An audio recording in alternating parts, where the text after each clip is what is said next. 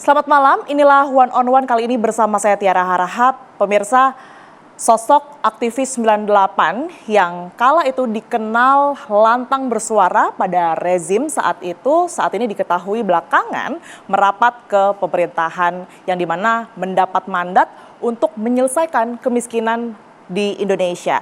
Nah, pertanyaan adalah apa yang kemudian ini mendasari dan juga memantik sosok aktivis 98 ini untuk merapat ke pemerintahan dan apakah masih bisa lantang pada saat sudah berada di dalam lingkaran pemerintahan tersebut? Kita akan langsung sapa narasumber One on One pada malam hari ini. Sudah ada Mas Budiman Sujatmiko, Kepala Badan Percepatan Pengentasan Kemiskinan. Mas Budiman, sehat? Alhamdulillah sehat, ya. Baik, terima kasih sudah hadir. Terima kasih untuk TV One yang sudah mengundang. Masih melanjutkan acara ini di tengah suasana duka ya yang menimpa teman-teman di TV One dan kita semua turut berduka cita untuk wafatnya kru TV One ya. Terima kasih atas perhatiannya juga Mas Budiman. Kebetulan kita malam ini merah putih ya Mas ya, udah kayak kabinet nih Mas. Oh iya, merah putih betul. Baik, Mas Budiman. Tadi kan saya bilang tahun 98 ini kan lantang bersuara begitu ya sebagai aktivis. Kemudian semua orang gempar begitu tahu Mas Budiman merapat ke pemerintahan. Pertanyaannya, dari aktivis 98 kemudian sekarang mendapat mandat untuk percepatan pengentasan kemiskinan. Indonesia luas sekali Mas, tapi bukan ke sana arahnya.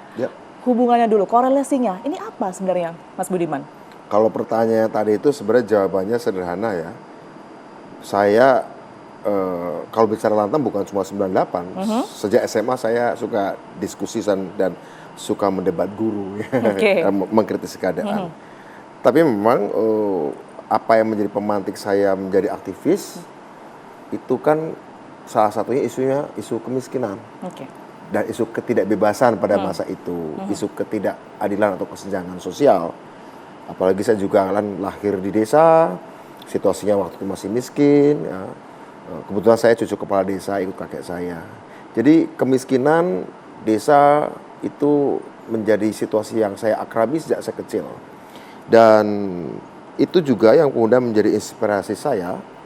Kebetulan ketika saya mengalami rasa resah, menghadapi situasi ketidakadilan, kemiskinan, ketidakbebasan, dilalah kalau bahasa Jawanya, bukan buku seorang entrepreneur, misalnya bukunya Robert Kiyosaki, Rich Dad Poor Dad, atau bukunya Lee Iacocca, CEO dari Chrysler, atau buku-buku manajemen pengusaha, bukan bukunya Ray Dalio, tapi buku tentang Bung Karno. Waktu saya kecil, dan saya mendapatkan jawabannya adalah solusi mengatasi masalah sosial, masalah politik, salah satunya kemiskinan, ternyata adalah solusi politik. Solusi politik artinya harus mengubah keadaan. Dan jika diizinkan suatu saat bisa memimpin, bisa menjadi bagian dari kepemimpinan di Indonesia, baik itu di legislatif maupun di eksekutif untuk memecahkan masalah itu. Jadi menurut saya kaitannya dengan apa yang saya alami atau hari ini saya rasakan, saya duduki itu garisnya panjang ke belakang. Jadi gitu. Memang bisa dikatakan concern sejak dulu begitu Mas Budiman? Concern saya sejak dulu memang isu-isu kemiskinan, isu-isu kebodohan, itu terutama isu-isu keterbelakangan itu menjadi motivasi utama saya. Bukan semua kemudian menjadi aktivis, tapi ya kemudian terjun politik, motivasi saya kemudian terjun ke kuliah, mengambil pilihan kuliah ekonomi, kemudian ekonomi politik, even ketika saya ambil kuliah hubungan internasional pun, tema-tema seperti international trade, international development, ya, depan di Rio de Janeiro di Brazil juga bicara tentang kemiskinan, dan dilalanya juga kemudian Pak Prabowo mempercayai saya untuk mengatasi masalah kemiskinan. Nah,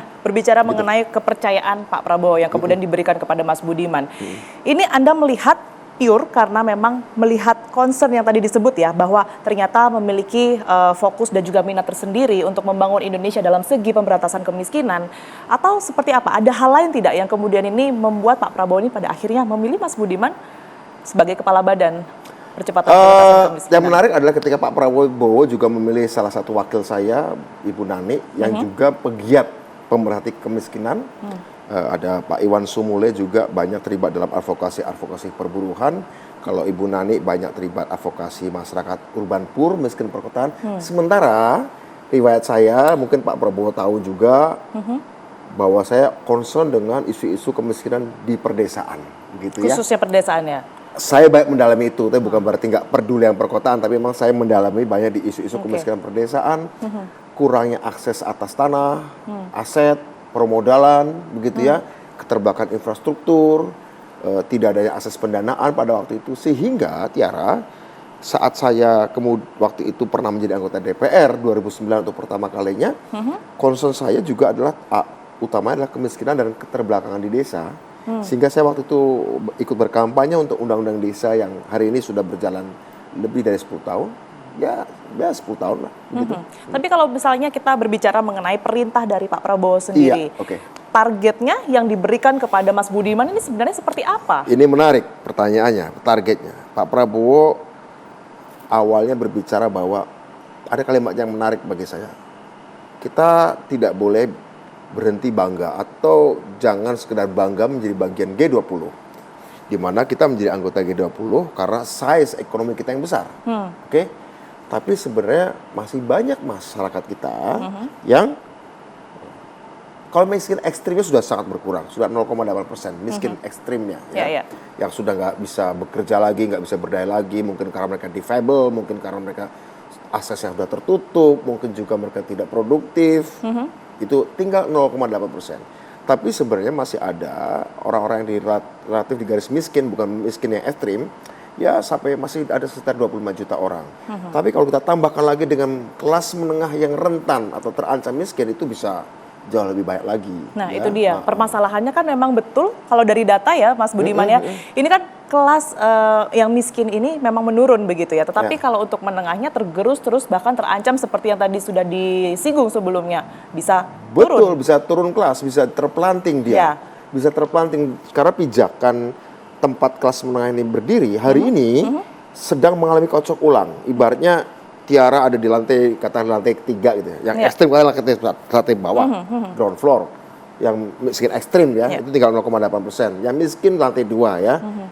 Sudah mulai menguat nih kira-kira ya, udah terangkat gitu ya. Tapi di lantai 3, kelas menengah, itu terjadi banyak goncangan. Sebenarnya goncangan di seluruh gedung sih, kayak gempa bumi. Apa sih yang menyebabkan gempa buminya? Ada banyak faktor. Setidaknya saya mencatat ada 3 faktor. Apa itu? Situasi perang, geopolitik yang menegang, sehingga itu juga bisa mengancam. Itu faktor nomor 1 yang paling berpengaruh. Saya tidak mengatakan itu nomor 1, tetapi once itu terjadi, itu bisa sangat mendasar mengubahnya. Kalau ada goncangan geopolitik. Faktor kedua, sisa-sisa pandemi, di mana kita tahu bahwa saat pandemi banyak sekali usaha-usaha yang tutup, bukan cuma yang kecil tapi juga menengah, tapi juga bahkan di atas. Sehingga kemudian mereka pada berjatuhan di saat pandemi, dan sekarang sudah mulai diangkat kembali, terutama di extreme poverty, miskinnya yang ekstrim sudah mulai bangkit. Pak Jokowi berhasil menjaga di lapisan paling bawah untuk tidak remuk blesek ke dalam gitu ya. Kemudian yang miskin ke atas ini sampai menengah ini yang kemudian masih belum cukup solid. Baik, itu bangkitnya. PR-nya ya berarti PR-nya ya, Mas ada di Budiman sana. ya? Itu faktor. Kedua pandemi ya. Ketiga, jangan lupa disrupsi teknologi. Terjadi kocok ulang. Caranya manusia sedunia bukan cuma Indonesia. Yang tadi saya sebutkan ini bukan cuma Indonesia tapi dunia. Cara orang cari nafkah, caranya hubungan kerja, itu banyak sekali mengalami perubahan luar biasa. Baik. Akibat ada mekanisasi. Baik. Manusia diganti mesin, adanya robotisasi, manusia diganti robot. Hubungan antara manusia sudah terdigitalisasi, sehingga kemudian banyak pekerjaan yang diselesaikan dengan cara-cara digital. Baik. Ini ada membawa dampak sosial juga. Faktor-faktornya artinya sudah terbaca begitu ya. Nah pertanyaannya adalah seperti apa kemudian ini strategi dari Mas Budiman ke depannya untuk menyelesaikan itu semua. Sudah terbaca ya, tapi dijawab usai jeda begitu Mas Budiman? Strategi Pak Prabowo ya. Itu dia, untuk membantu Pak Prabowo ya. Baik, kami akan kembali usai jeda pemirsa One on One, tetap bersama kami.